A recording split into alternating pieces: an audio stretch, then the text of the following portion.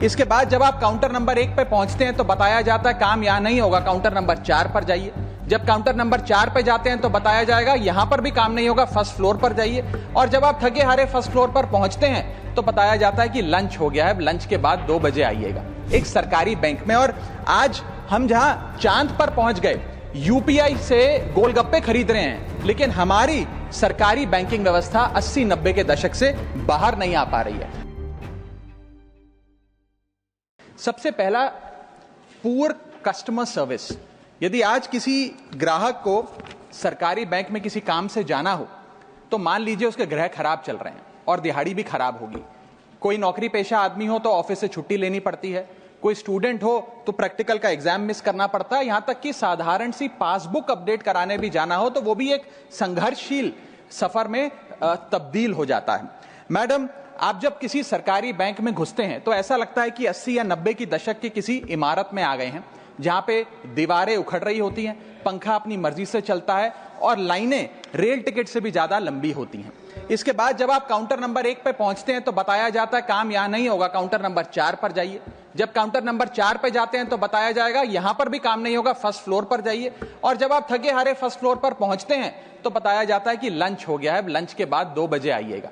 2:15 पहुंचते हैं तो बताया जाता है कि लंच एक्सटेंड हो गया, अभी कर्मचारी गुलाब जामुन खा रहे हैं। यह व्यवस्था है कस्टमर सर्विस की एक सरकारी बैंक में, और आज हम जहां चांद पर पहुंच गए, यूपीआई से गोलगप्पे खरीद रहे हैं, लेकिन हमारी सरकारी बैंकिंग व्यवस्था 80-90 के दशक से बाहर नहीं आ पा रही है। अभी आरबीआई के गवर्नर ने हाल ही में एक प्रेस कॉन्फ्रेंस कर वित्तीय वर्ष 23-24 की रिपोर्ट जारी करते हुए कहा कि 95 स्केड्यूल्ड कमर्शियल बैंक्स में एक साल में, एक वित्तीय वर्ष में 1 करोड़ से ज्यादा कस्टमर सर्विस से संबंधी कंप्लेंट्स आई हैं। और ये तो वो कंप्लेंट्स हैं जिन लोगों को पता था कंप्लेंट कैसे दर्ज करानी है और उन्होंने दर्ज कराई। न जाने ऐसी कितनी कंप्लेंट्स होंगी जो सिस्टम में कैद ही नहीं हुई। इसी के साथ साथ बैंकिंग कोड और स्टैंडर्ड्स बोर्ड ऑफ इंडिया का एक सर्वे बताता है कि 45% बैंक कस्टमर्स बैंकिंग व्यवस्था से डिससैटिस्फाइड हैं, असंतुष्ट हैं। और मैं चाहूंगा आपके माध्यम से सरकार के कानों तक ये बात पहुंचे कि डिजिटल सर्विसेज का एक कस्टमर सेटिस्फैक्शन ऑडिट कराना चाहिए सरकारी बैंकों का, कि क्या हमारी सरकारी बैंकों की वेबसाइट का इंटरफेस या मोबाइल एप्लीकेशंस सरल हैं, अच्छी हैं, या कस्टमर्स उससे त्रस्त हैं।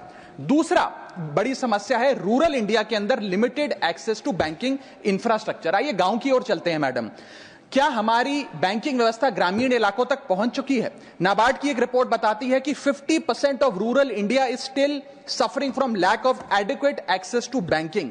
फाइनेंशियल इंक्लूजन इंडेक्स की आरबीआई की 2020 की रिपोर्ट बताती है कि ग्रामीण भारत में हर 100 में से मात्र 54 लोगों तक ही हमारी बैंकिंग व्यवस्था जैसे तैसे पहुंच पाई है, और 30% से ज्यादा रूरल हाउसहोल्ड आज भी ऐसे हैं जो पूरी तरीके से अनबैंक्ड हैं। और मैम, बैंकिंग की ग्रामीण इलाकों में अगर बात करें तो बैंकिंग व्यवस्था ने ग्रामीण इलाकों के साथ सौतेला व्यवहार किया है। पहले तो बैंक की ब्रांच गांव के पास नहीं है। जब वो बूढ़ा आदमी भोला भटका बैंक की 5-10 किलोमीटर दूर ब्रांच तक पहुंचता है तो पता लगता है कि बिजली गुल है। बिजली आ जाती है तो पता लगता है सर्वर डाउन हो गया है। सर्वर भी चल जाता है तो पता लगता है आधार सीडिंग में दिक्कत है, फिंगरप्रिंट मिसमैच हो रहा है, या बैंक अकाउंट की मैपिंग ही नहीं हो पा रही है। डॉक्यूमेंटेशन से लेकर कॉम्प्लिकेटेड फॉर्म से लेकर लैंग्वेज के चैलेंजेस तक ग्रामीण इलाकों में लोगों को झेलने पड़ते हैं, और सबसे ज्यादा बैंकिंग फ्रॉड भी गांव के भोले भाले आदमी के साथ होता है। इसी के चलते हमारे गांव का आदमी प्राइवेट निजी साहूकार के पास जाकर लोन लेना बेहतर समझता है, ना कि किसी बैंक के पास जाकर।